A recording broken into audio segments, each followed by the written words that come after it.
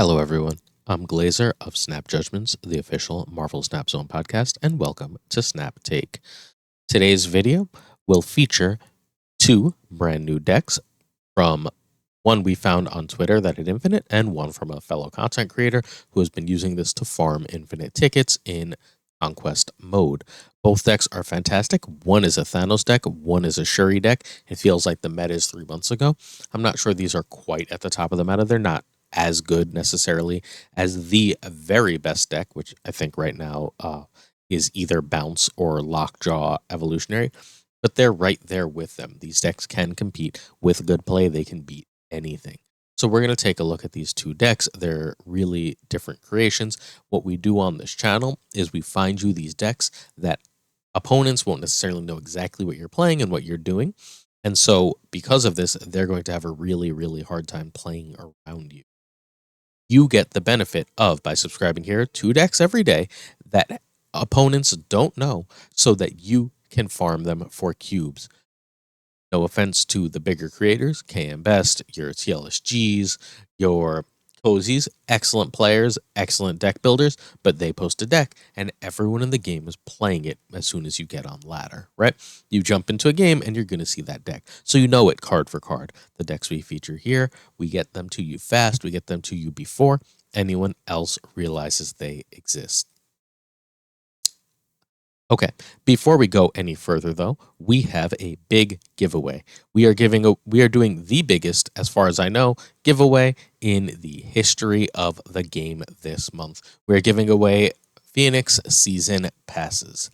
So you'll see right here, it says we're giving away 5 season passes for the Phoenix Force. But the third thing, another season pass is added for every 100 YouTube subscribers, starting at 900 and up to 2,000. Well, we're already at 1,000. So we're up to 7 season passes for the Phoenix Force. Make sure you sub so you can help get that number up so you have more chances of winning a season pass. In addition, we have a grand prize. Only one person wins it, but that grand prize is every single Token Tuesday for the month of July. You'll get every Token Tuesday on us. We'll send you the gold for it. And you can just buy every Token Tuesday. That's plus 4,000 tokens right as tokens are about to be at this huge premium of cost.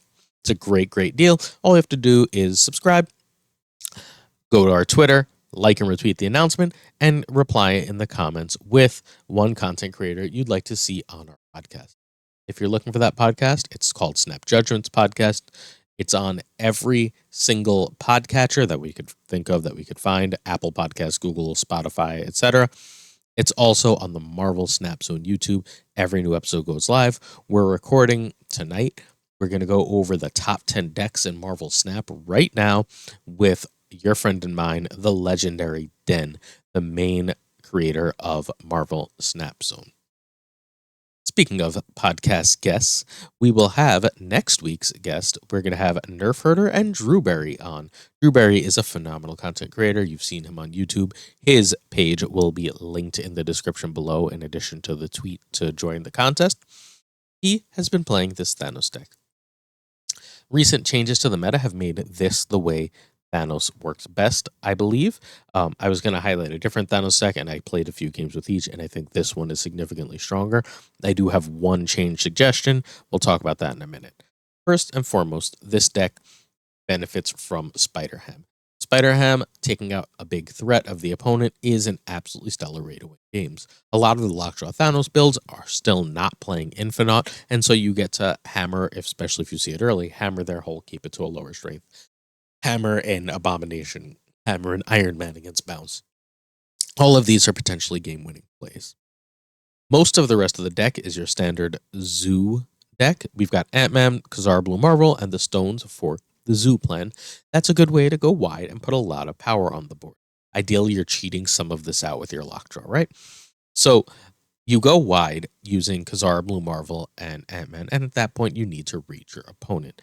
As you're reading your opponent, if they're playing something like Bounce on turn 5, you'd really like to get a wave out, right?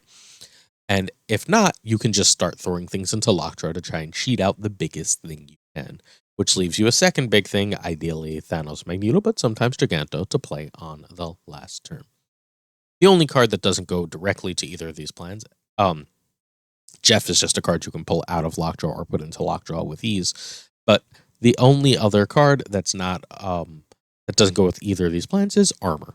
Armor is here because Killmonger is in the meta, and stopping Killmonger is a really powerful effect. In addition, destroy decks are so strong.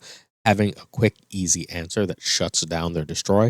You drop an armor on their Deadpool and on their Deadpool lane, on their Winter Soldier lane, they're just done. They can't compete. They can compete in one lane, but they're going to struggle to compete in more. The one big change I think I suggest for this deck is I don't really love Giganto. As I played this deck and as I watched this deck be played, it had an absolute ton of cards in hand every single game. You know what cards in hand means? To me, it means Devil Dinosaur. I really like Devil Dinosaur as it's basically 11 to 14 power most of the time anyway, sometimes even more than that. And I can play it with a stone as a way, like if I've got Khazar or Blue Marvel, so it's got that extra benefit. That'll draw the card to keep its own strength high, and then it'll be 3 strength in another location as I'm able to play that on potentially turn 5 with another card. The secret key to this deck is actually Magneto. There's a lot of 3s and 4s in the meta. Surfer is rising again. Being able to pull over a bishop to where you want it, being able to move Lockjaw away from where they want to drop that 0 on the last turn of the game are all really powerful effects, and Magneto is very, very often, because of that, the last turn play. In addition, this deck, because of Lockjaw, because it cycles through cards so quickly, does an absolutely stellar job of actually turning on Thanos and making him a 620. Don't sleep on the 620 Thanos, especially if you cheated out an Infinite. You're going to win a lot of games this way. Deck is marvelously simple and sweet. Check out Drewberry. Check out the deck. It requires a lot of thought. Thanos is never easy to play, but welcome back to the meta for one of my favorite decks. Our second deck today is Royce Townsend's Shuri Red Skull. He actually had Captain Marvel in the She-Hulk spot as he hit Infinite and started getting Infinite tickets. Upon discussion, we decided that card should really just be She-Hulk.